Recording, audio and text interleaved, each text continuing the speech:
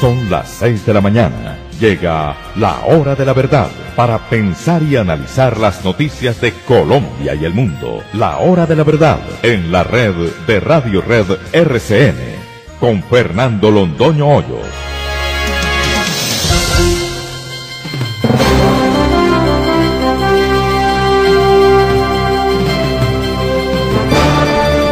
Muy buenos días, son las 6 de la mañana de este martes 26 de junio.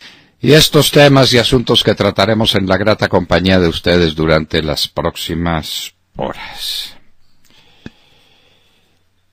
El informe norteamericano sobre la droga. Los Estados Unidos vinieron a decirnos que el crecimiento de la superficie sembrada de coca es exponencial. Estamos en más de 200.000 hectáreas, como lo habíamos dicho muchas veces, y creemos que se quedan cortos. Además, ese es un informe a diciembre del año 2017. Entre diciembre del 2017 y los días que corren se ha sembrado mucha coca. Entonces, Santos contesta. Y la respuesta de Santos es de antología, que efectivamente ha habido aumento en los cultivos, pero que por fortuna ahora sí hay una política antidrogas efectiva y bien hecha, bien diseñada. ¿A quién cree que engaña a este hombre? ¿A quién? ¿A quién? La política bien diseñada en la lucha contra la droga la tenía el presidente Uribe desde comienzos de su primer gobierno en el año 2002. Y eso produjo resultados y resultados inmediatos. Y esa era una batalla que se estaba ganando. Llega Santos y se dedica a favorecer los cultivos de coca. Elimina los bombardeos sobre los campamentos, elimina las fumigaciones con glifosato, las fumigaciones aéreas, elimina la extinción de dominio para estos bandidos, elimina la extradición a los Estados Unidos, y ese conjunto de medidas, y además toma una decisión muy inteligente, que es decir que la coca es un delito conexo con la rebelión, la sedición y la asonada. Todo para que la JEP, ese nido de alcahuetas comunistas al que le resolvieron darles condición de magistrados de alta corte, pues los va a proteger y va a impedir que haya extradiciones. Vamos a ver qué pasa en el caso Santrich.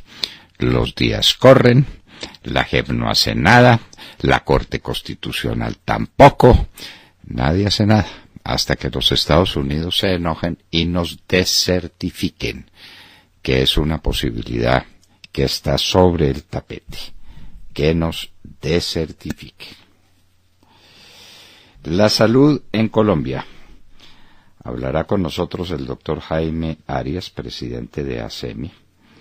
Esta es una bomba que vale billones de pesos. Billones de pesos. ¿Qué va a pasar con la salud? ¿Dónde está Laurent Saleh? Este muchachito que fue secuestrado por orden de la Cancillería y de la Presidencia de la República en las calles de Bogotá, y que lo mandaron a Cúcuta para entregárselo a la fuerza a los esbirros del régimen comunista de Chávez. ¿Qué pasó con Laurent Saleh? Su madre Yamil nos lo va a contar,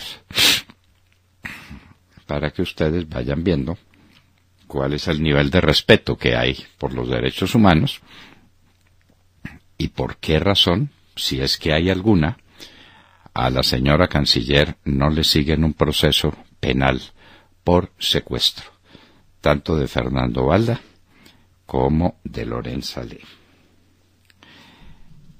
La resistencia, su historia. Hoy en la historia hablaremos de lo que es la resistencia, cómo se creó, cómo se formó, qué papel tiene en la historia política y en la historia militar de los pueblos. La resistencia surge en la Segunda Guerra Mundial, cuando grupos de personas se levantan en armas para luchar contra la invasión de su tierra por parte de movimientos o de potencias nazistas o fascistas. Y entonces hay resistencias en muchos sitios de muy distintas categorías. Ahora Santos nos declara también una resistencia que es muy distinta de la oposición. Santos es ignorante, pero no creemos que tanto, y que cuando él habla de resistencia sabe a qué se está refiriendo: a un llamado a las armas contra una tiranía que juzga insoportable, que desde luego no existe por ninguna parte. Desfondadas las bolsas del mundo. El Dow Jones cayó 1,33%, Europa cerca de 2,5%, una caída brutal, China 1,34%, Japón 0,79%. El petróleo también empieza a bajar, como era lógico que sucediera, es que no podía contrariar las leyes de la oferta y la demanda y que el petróleo subiera porque la OPEP resolvió poner mayor cantidad de petróleo en el mercado. Pues ese es un contrasentido. Si sube la oferta, baja el precio. Cualquier estudiante de primer año de economía le pinta esa pequeña gráfica con el nivel de la demanda, con el nivel de la oferta y con los precios consiguientes a una y otra cosa. El petróleo empieza a caer también. Todos los narcos buscan el blando regazo de la JEP. Ayer pues apareció el papá de la reina Carolina Gómez, una niña maravillosa que no tiene nada que ver en el asunto, pero su papá resolvió coger por ese pésimo camino, y el señor Yunes, y están diciendo los dos que ellos quieren ir a la JEP, porque saben que en la JEP lo que hay para todo el que llega allá es impunidad. Pues claro que quieren ir a la JEP. ¿Quién no quiere ir a la JEP? Todos. Los niños sin padres. Cristina Londoño nos tiene una historia dramática desde los Estados Unidos, desde Texas, donde se encuentra ahora, y un video que pudo grabar con niños que estaban no en las aulas, porque está prohibido que alguien se acerque a las aulas y que haga videos en ellas, sino en un bus que transportaba a esos niños. El resultado ha sido francamente conmovedor.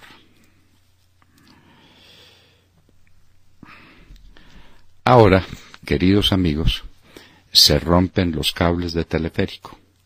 Nos escapamos de una tragedia espantable por muy poco.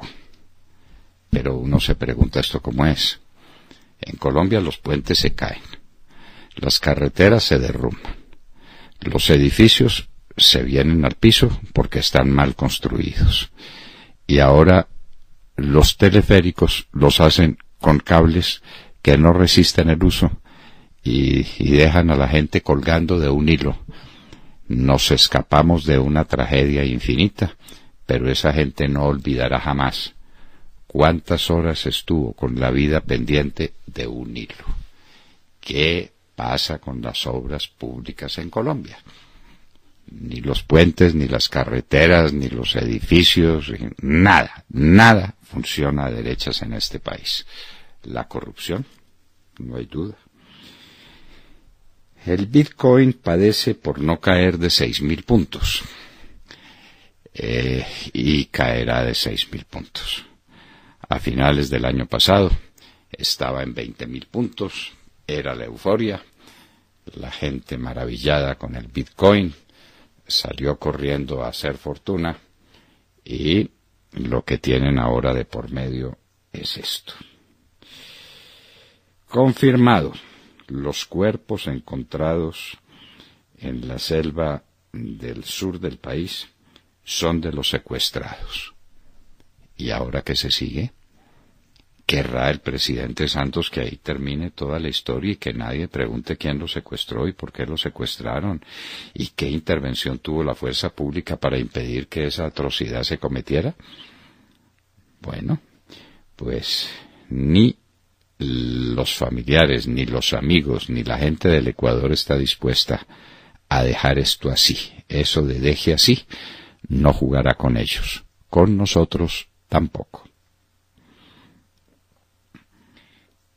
Delcy Rodríguez, la inefable amiga de Maduro, que ha recorrido todos los caminos del poder popular allá en Venezuela, ha sido castigada por la Unión Europea.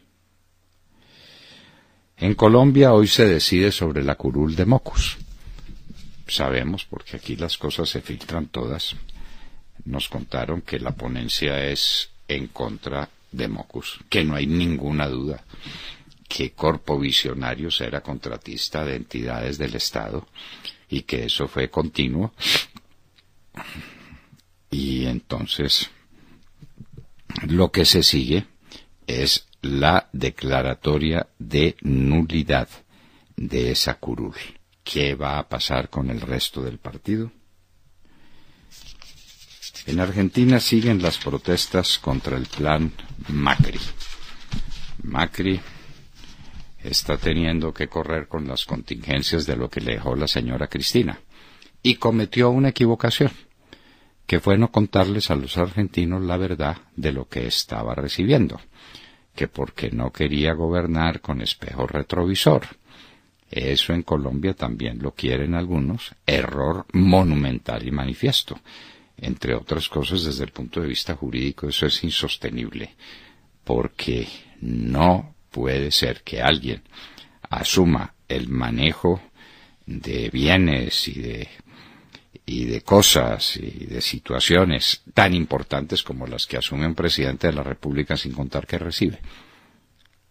El doctor Iván Duque tendrá que contar qué es lo que está recibiendo. China sigue preparando retaliaciones contra los Estados Unidos. Y siguen avanzando conversaciones entre las dos Coreas. Pues Corea del Sur está muy interesada en que terminen tantos años de tensiones bélicas y que puedan respirar tranquilos y que no necesiten hacer continuos ejercicios militares gigantescos con los Estados Unidos para defenderse de Corea del Norte. Y a Corea del Norte le conviene porque la gente en Corea del Norte tiene hambre, como en todos los países socialistas, y la única manera de recibir ayuda y es a través de un proceso de paz. Eso está visto y eso está bien sabido. Y en Hoy en la Historia, en un día como hoy, Nerón, uno de los primeros césares de Roma, se suicidó. Vamos a contar eso en qué consiste, cómo era el suicidio que le ofrecían a los condenados a muerte para evitarles los dolores de unas atrocidades que eran las que se cometían con ellos una vez que fueran capturados. Podían evitarlo todo suicidándose, que fue lo que hizo Nerón. De todo esto y de mucho más hablaremos con ustedes en las próximas horas aquí en La Hora de la Verdad. Y los invitamos a seguirnos a través de nuestra señal de audio en alta calidad en TuneIn, en donde nos encuentran como La Hora de la Verdad. Igualmente los invitamos a sintonizarnos en los diales 710 AM en Medellín, 1200 AM en Cali y 970 AM en Bogotá. Y recuerden que estamos presentes en nuestra cuenta de Twitter, @Hora de la Verdad, a través de la cual pueden seguir el minuto a minuto de nuestras emisiones. Los invitamos también a seguir nuestra transmisión a través de Facebook Live con nuestra señal en vivo. Recuerden, todo nuestro contenido también está disponible en nuestro canal en YouTube. Y recuerden que también pueden escucharnos en vivo y diferido a través de nuestra página web y dejarnos todos sus comentarios a través de nuestro chat en esta dirección, www.lahoradelaverdad.com.co. Son las 6 de la mañana, 17 minutos. Comenzamos ya. Bienvenidos. Saludemos la mañana a Tata Castro. Muy buenos días a todos. Seguimos en modo mundial acá en la hora de la verdad. La jornada de ayer en el Mundial de Rusia dejó listos los dos primeros enfrentamientos de octavos de final. Uruguay se medirá a Portugal y España a Rusia.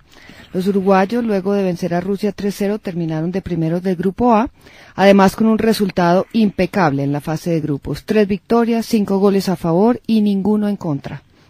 Portugal, por su parte, empató ayer 1-1 con Irán. Cristiano Ronaldo falló penalti y finalmente los campeones de Europa se aseguraron el segundo lugar del Grupo B.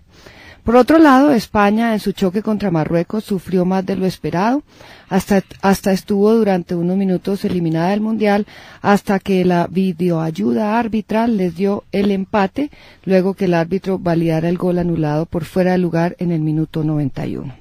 Ese empate los dejó de primeros del Grupo B y frente a la anfitriona Rusia el 1 de julio se jugarán su paso a los cuartos de final.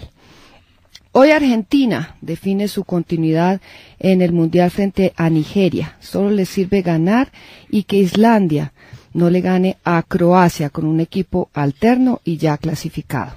Los dos partidos se jugarán a la 1:00 p.m, hora nuestra. Los otros dos encuentros se jugarán a las 9 a.m. Australia frente a Perú ya eliminado, se juega la clasificación y Francia ya en octavos se mide a Dinamarca que con empate acompañarán a los galos a la siguiente fase. Doctor Londoño, me pregunto qué está pasando en este mundial. ¿Los equipos pequeños se crecen frente a los grandes o los grandes siguen sin prender motores? Que España no haya podido ganarle ayer a Marruecos, es más, hasta estuvo cerca de ser derrotada, y Portugal a Irán es una muestra de lo que está sucediendo en esta Copa del Mundo.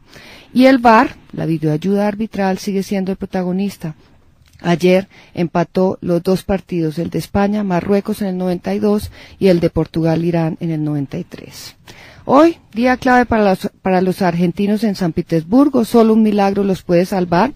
Los de Sampaoli se rebelaron y regresan a su esquema tradicional, el 4-4-2, dejaron atrás el de Sampaoli frente a Croacia 3-4-2-1, además le esperan la eliminación a Di María, la eliminación a Di María, al Atlético Nacional, al Atlético Nacional, todos los años para meter al Mane, contra las barbaridades que hizo Caballero, las barbaridades que hizo Le voy a decir una cosa, un dato. Le voy a decir una cosa. Él estuvo en el Manchester City y allí Guardiola lo dejó en el banco. 4 meses que estuvo. 4 meses que estuvo allí, lo dejó en el barco porque no le gustaba cómo tapaba. Actualmente juega en el Chelsea. En el Chelsea. ¿Y juega de titular o de suplente también? De titular. Bueno. Sí, señor. Muy bien. Lo cierto pues es que le regaló un gol contra Argentina. Le dijo al delantero, tomá, metelo. No, vergonzoso. Lo más vergonzoso, lo más grotesco que ha habido en actuación de un portero.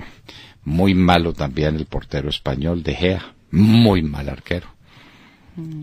En fin, pero pues son cosas que hay que decir y que hay que analizar, porque un equipo que tiene mal arquero es un equipo que está en muy mala condición.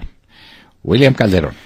Doctor Londoño, buenos días Colombia, gracias por invitarnos a sus hogares y a sus vehículos. Hoy es martes 26 de junio del año 18. Faltan 40 días y 40 noches para que termine el más corrupto gobierno en la historia política de Colombia, el del sátrapa de las FARC. Mientras los cultivos ilícitos siguen sin parar y cada vez suman una mayor área de territorio, de acuerdo con la Política Nacional para el Control de Drogas, el año pasado el incremento llegó hasta 209.000 hectáreas, contradiciendo de cierta manera lo dicho por Villeguitas, quien había dado una cifra inferior días antes. Para dimensionar esto, se puede equiparar con un tamaño 5 veces mayor al área de Medellín o 3 veces el área que ocupa la ciudad de Cali, según el diario La República. Pero el diario oficial, El Tiempo, enmienda la plana.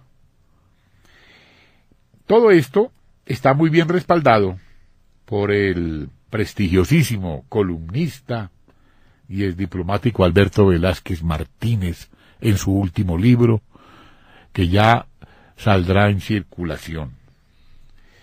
Y con el tapen, la mitad de la coca producida en 2017 fue incautada según El Tiempo. Pero el presidente de las FARC, el camarada Santiago, socio de los narcoterroristas dueños del país, el orate sátrapa, dijo sin sonrojarse que ahora sí hay una política antidrogas y no pueden pedir que acabemos con la droga mientras sigan consumiendo. Por recomendación del doctor Londoño, escuchemos al sátrapa comandante de las FARC. Lo importante es tener un plan, una estrategia, y por primera vez Colombia tiene un plan y una estrategia viable. ¿Qué tal, doctor Londoño? Esto es el colmo del cinismo, pues, el colmo del cinismo. Recuerde que el año pasado prometieron que para finales del año la coca se habría reducido a la mitad.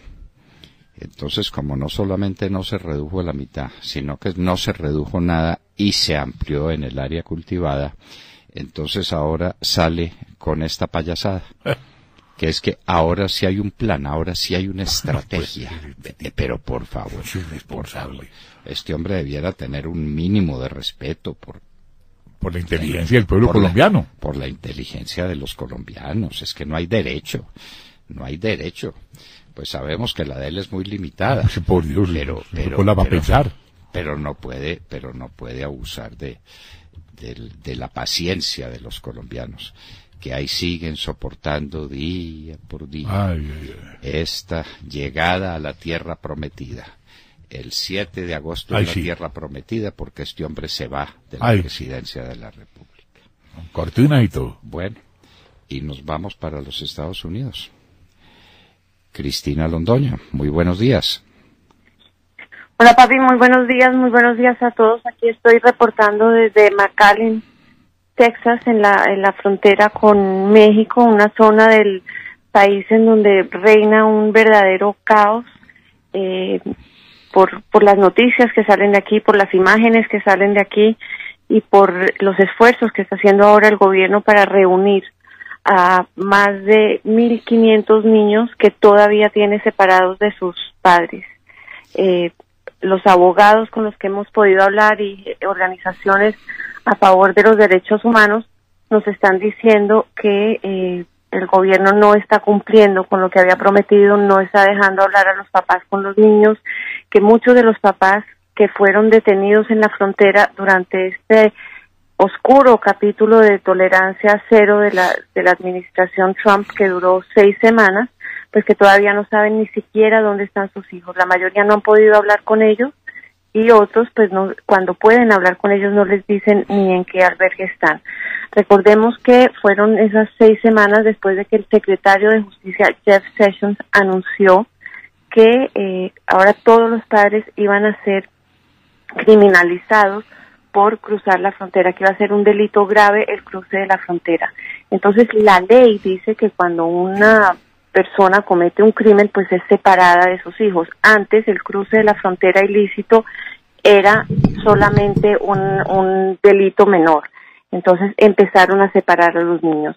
También otra política nueva de este gobierno, que no es parte de ninguna ley, porque ha habido una gran confusión, es que cuando piden asilo estaban separando a los papás de los niños y estaban diciendo que mientras adelantara el proceso de asilo, pues iban a estar detenidos padres e hijos, los papás detenidos en centros de detención de inmigración y los niños en estos albergues que vimos las imágenes del gobierno que el gobierno mismo compartió, los niños en colchonetas en los pisos, cubiertos con estas mantas de papel aluminio, que fueron las que generaron la indignación nacional.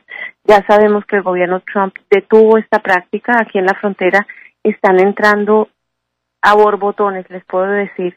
Llegan los centroamericanos, piden asilo en el puesto fronterizo, les ponen un monitor de los del tobillo y los sueltan. Van a un centro migratorio y ahí, que es un centro de ayuda a los inmigrantes, les dan comida, dejan que los niños se bañen y los sueltan, les dan 10 días para que en cualquier parte del país a donde van, donde tienen familiares o amigos o conocidos, pues se presenten ante inmigración y adelanten sus casos, pero ya entran en proceso de deportación, es una cosa conocida. Pero el problema es que tenemos más de 1.500 niños todavía en estas jaulas, según pudimos ver, que están lejos de sus papás, niños de año y medio hasta 17 años, y según denuncias que hemos recibido y que hemos oído aquí de abogados pro inmigrantes, nos están diciendo que el gobierno les está ofreciendo a estos centroamericanos que les devuelven a sus hijos si firman la deportación inmediata. Ya varios han firmado esa deportación, llegan a sus países y todavía no saben de sus hijos. Entonces es una verdadera tragedia lo que estamos viendo aquí. Qué horror. Cristina, ¿y qué pasó con un video que hiciste sobre los niños que estaban en un bus y que iban con un destino desconocido y que ha tenido ese video una grande repercusión? Pues papi, llegamos al centro de detención de Úrsula, sabíamos que había una protesta y de un momento a otro pues vemos que hay un autobús ahí enfrente, le están bloqueando el paso, eran muchos manifestantes y el bus estaba lleno de niñitos. Yo alcancé a ver 2 mujeres adentro y de resto los niños poniendo las manitos en las ventanas, diciendo adiós, había unos que tiraban besos, otros dibujaban corazones en la ventana, y los manifestantes pues fue un momento de mucho caos, de mucha angustia, la gente se tiraba al piso, gritaba que suelten a los niños, los agentes de inmigración tratando de mantener la calma, se portaron impresionantemente bien, no hubo arrestos en otras partes del país en donde yo estaba en protestas similares, los habrían arrestado a los 3 minutos, obviamente había un autobús lleno de niños, y pues hice la transmisión en Facebook Live para Telemundo y hasta ahora tenemos, lo que había visto esta mañana, 6.6 millones de vistas y la última vez que vi por la noche superaba 14 millones y medio de alcance. Entonces, pues no, yo creo que las imágenes lo dicen todo, no tiene nada que ver conmigo, yo no aparezco, aparece mi voz. Hay momentos en que me pongo realmente nerviosa, que se me quiebra la voz varias veces. Es difícil mantener la objetividad periodística cuando uno está presenciando una escena así, ¿no? Ya retirada del momento, piensa uno si ver algo así no fue más traumático para los niños, si no se sintieron mejor entonces de ver, porque había gente que les mandaba besos y también que les mandaba saludos. Uno, o sea, es otra reacción, ya más pausado, ¿no? Pero la verdad que sí fue una escena terrible y bueno, teniendo unos sobrinos, niños de esa edad y verlos pero a otros en esa situación, te parte el alma. Horas antes había visto congresistas demócratas que entraron a visitar a los niños y a ellos sí los dejaron hacer el recorrido. Y salió un congresista de Connecticut que además vivió en Colombia con los ojos encharcados y él tiene 2 hijas de 16 y 18 años, Jim Hine, y él decía que pues que uno es imposible no ver a esos niños y no ver en ellos a los hijos de uno, ¿no? Y sentir el sufrimiento que tienen. Esa es la dificultad. Entonces, este caso ha generalizado, ha desatado yo creo que la indignación nacional, gente que en la vida había tenido nada que ver con inmigración, gente que está a favor de que deporten a todas estas personas. Yo creo que pues, la frontera la tienen que controlar. Yo no estoy diciendo que tenemos que tener un país con fronteras abiertas, pero es que ya cuando hay niños y bebitos de por medio y se ve ese dolor y tenemos esas imágenes, pues es bastante difícil que no se nos revuelquen los sentimientos y pensemos que nunca se había visto algo así en este país, nunca. Y que esperamos que no se vuelva a ver jamás. Muchas gracias, Cristina. A ti, papi, muchas gracias. Buenos días y buenos días a todos. Sergio Gel. Doctor Londoño, muy buenos días para usted, para todos nuestros oyentes. Pues abrimos la mañana también con los ojos puestos en Argentina, porque el país austral enfrenta una situación económica muy complicada de la que el kirchnerismo está tomando partida, sacando a sus bases a la calle, paralizando el país, que el presidente Macri intenta rescatar precisamente del desastre en que lo dejó la señora Cristina Fernández de Kirchner. Pues ayer se registró parálisis total en Argentina, afectaciones muy serias en Buenos Aires con el metro o el subte, como lo llaman en ese país, paralizado, las entradas a la capital con piquetes que impedían el ingreso desde la provincia y todo liderado desde los sindicatos también, principalmente desde la Confederación General del Trabajo de Argentina y con el apoyo, ojo, de la Iglesia Católica, que en voz del presidente de la Comisión Episcopal para la Pastoral Social dijo que la huelga es una herramienta que propone la doctrina social de la Iglesia cuando sean situaciones de injusticias sociales.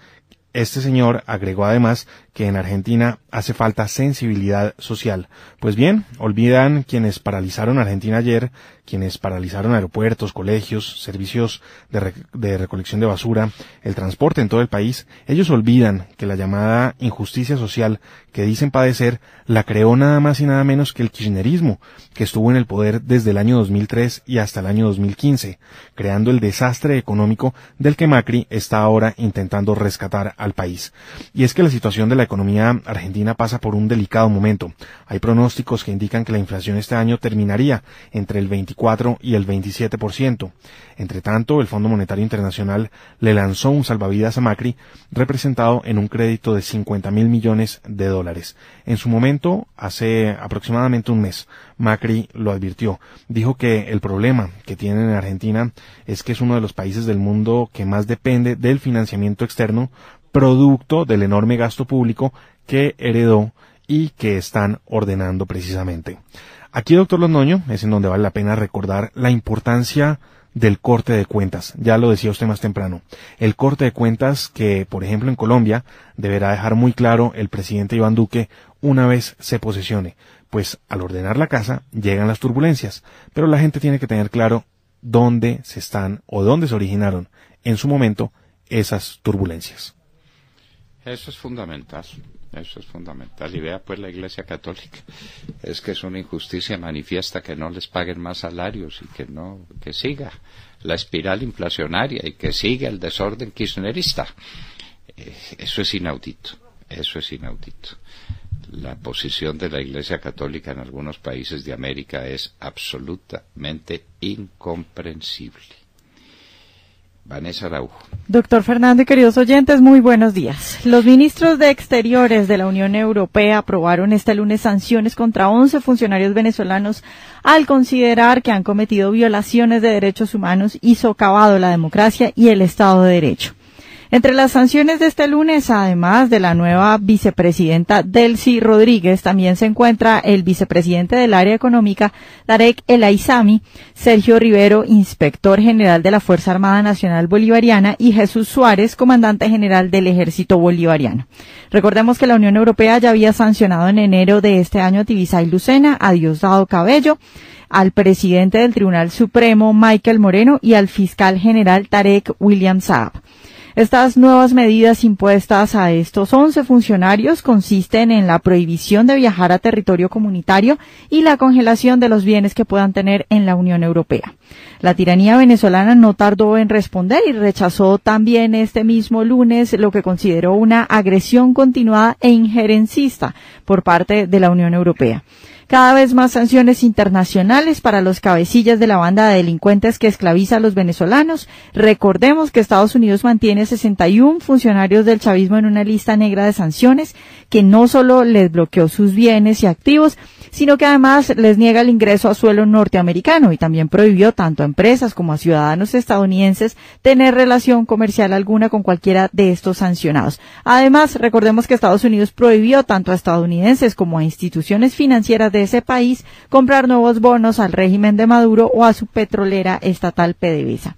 Esperamos que vengan más sanciones de este tipo, pero lo cierto es que muchos venezolanos siguen a la espera de una medida más fuerte, como que Estados Unidos deje de comprarle petróleo del todo todo a Venezuela o que haya una intervención militar.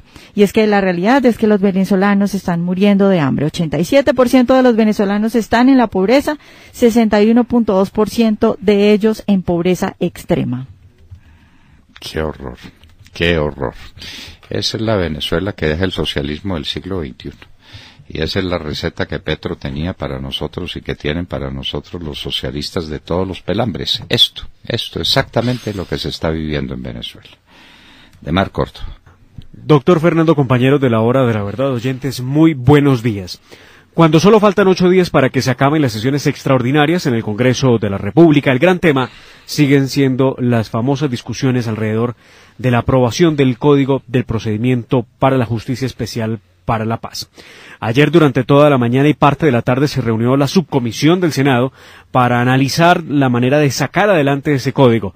Al final el gobierno aceptó 24 proposiciones que presentó el Centro Democrático en cabeza de la senadora Paloma Valencia, pero se negó a acoger el asunto más importante y fundamental de todo esto, que es el que tiene que ver con la comparecencia de militares y policías ante ese tribunal que, como lo hemos dicho en reiteradas ocasiones, se confeccionó a petición e instrucción de la guerrilla de las FARC.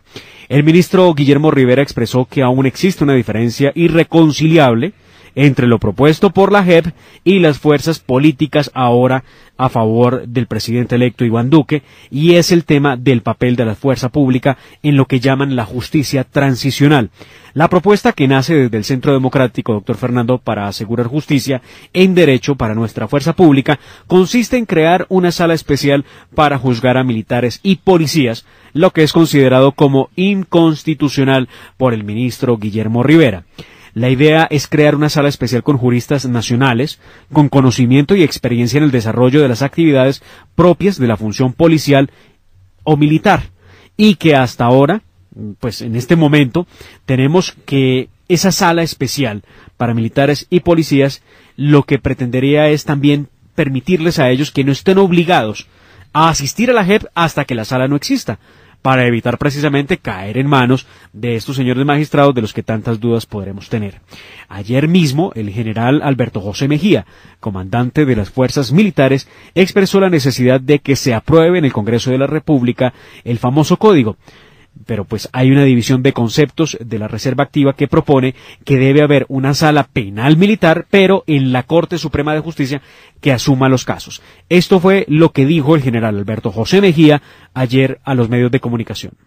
Necesitamos que el Congreso de la República avance en aprobar esta reglamentación, pues necesitamos marcar la cancha de la JEP.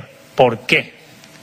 Porque si no se marca, quedamos expuestos.